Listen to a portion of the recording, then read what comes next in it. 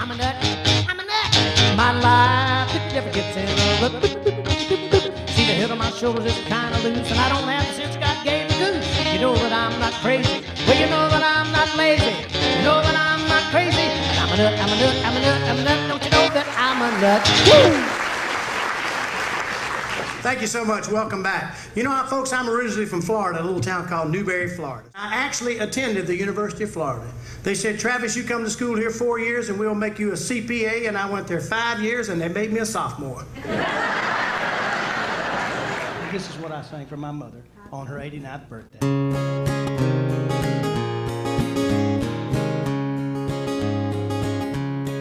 When I was just a little boy, well, I asked my mother, what will I be?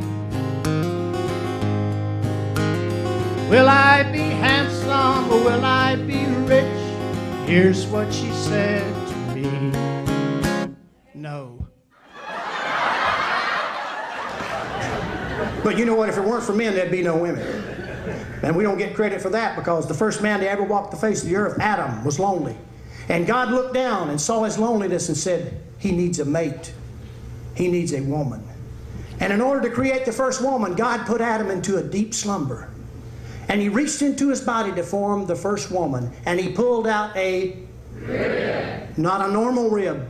Not an ordinary rib. God chose the most important rib in the man's body. The one that goes right around here and holds the stomach in. It's amazing to see people been together 69, 70 years that are still in love. We did a show the other night and we were talking about this. Some lady said, we've been married 71 years. And I said, ma'am, what is the key to being married to someone 71 years? And this precious little lady stood up and said, don't die. And that's number one. Now, ladies, if you've been married to somebody 25, 30, 40 years and they won't talk to you, don't call Dr. Phil. Don't have a drink. Don't see a shrink. Just leave a home pregnancy test lying around.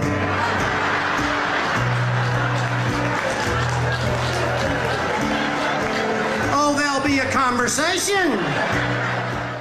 On this Valentine's Day, spice up your life with something special. Get the woman you love something sure to put passion back in your life from Pajamagram, the hoodie-footy snuggle suit. Thing's got feet. And she steps into it, and she zips it all the way up, and it flips over on the top of her head, and she cinches it up around her neck. I'm thinking they might as well call it the hanky-panky no thank you. I mean, you can fly fish and get amorous at the same time with this thing. And it's like bedding down with Elmer Fudd. And I clicked on an article from a professor at a university. It could have been Harvard, and he had an interesting theory. He said not only are our teenagers getting heavier, but their posture is changing. Instead of walking upright, they're starting to slouch and walk like this. And he said it was something he feared that was called reverse evolution. And it concerned me. And I wanted to get to the bottom of it. I was up in Minnesota the other day at the Mall of America. And I got behind a herd of teenage boys. And there they were. And so I filed in behind them, and I got even lower so I could study them.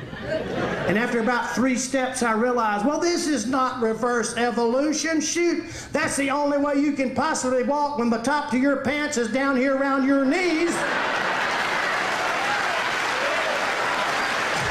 And your underwear is pulled up under your armpits like you're going duck hunting, for heaven's sakes. She'll be coming around the mountain when she comes. She'll be coming around the mountain when she comes. She'll be coming around the mountain. She'll be coming around the mountain. She'll be coming around the mountain when she comes. She'll be riding 6 white horses when she comes. She'll be riding 6 white horses. She'll be riding 6 white horses. I'm a little boy. I'm thinking, how big is this woman's butt? Gee, it's like J-Lo riding 6 white horses when she comes. Oprah riding 6 white horses. It's sad for me to see people that have been overserved with the Native American fire water.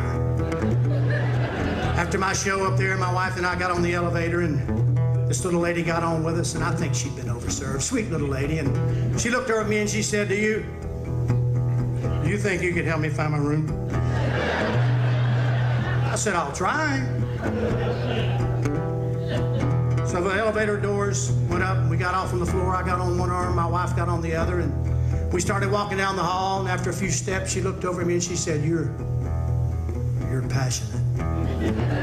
I said, actually, what I am is trying to help you, ma'am. That's exactly what I am. And we walked a few more steps, and she looked over at me and she said, you are really passionate.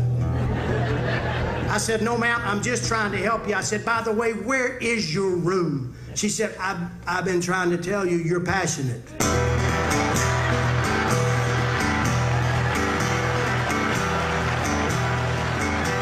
But I stood there and I never let it show, 'cause he can never answer yes or no. Here we go. Talk about poor old Elijah. He said, iPhone? I went, no, my phone. You got a phone. I need one, man. He said, would you like a smartphone? I said, look at me. I said, all I want you to do is sell me a small portable device where I can punch in a series of numbers and speak to another human being. Can you do that? He said, sir, you need smoke signals. I said, forget it. He says, no. He said, I'm just trying to put you into the right phone. Can I ask you a couple more questions? I said, if it'll help me get a phone, what is it?